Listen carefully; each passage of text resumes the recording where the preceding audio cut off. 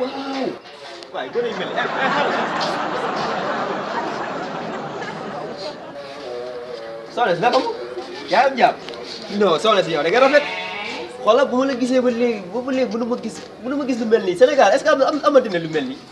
non man daari nii su ma ko doon gis man ah damay taxaw waay yow déggal sama bopp yaa ma gën a xam quoi da nga rafet quoi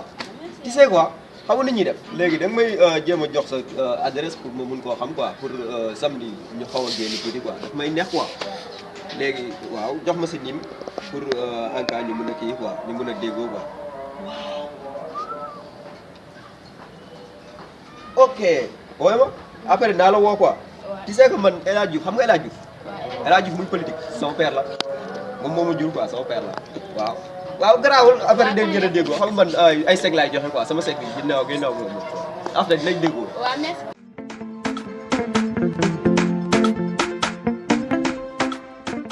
samedi daal di yomb xaaral ñu wax ak sama bogas waa Dave ça va si loo nekk yaa ci jàmm fan nga nekk. yaa xaaral man ma wasaw ma waaw bébé naka mu yaa ci jàmm ah man maa ngi nii sama gaale tëdd la doole doxul jàmm doo man te duma yow sañ sa dama ko tam xool ma ci suuf ma ci kaw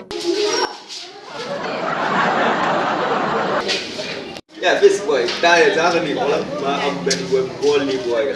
xam naa samedi dinañ dem kii quoi yaa ma gën a xam sorti quoi dem ah yaa booy xaaral après maa ngi ñëw maa ngi ñëwaat xaaral bi lan la jee sànq ça va. non du man de rek ñu déedéet man mënumaa juumee loolu. man du moom nga yeggali sama kii connexion may def non yow la bàyyi leen ni ngeen may yéen tamit yéen kii yow la mënumaa juumee loolu bàyyi leen ni ngeen mel ni ngeen di def ni ngeen mel bon na torop bàyyi leen fi ni ngeen di fay xale yu tuuti xale jigéen ñi et puis sax fii suñu kër la suñu yëf sax ngay connecté ah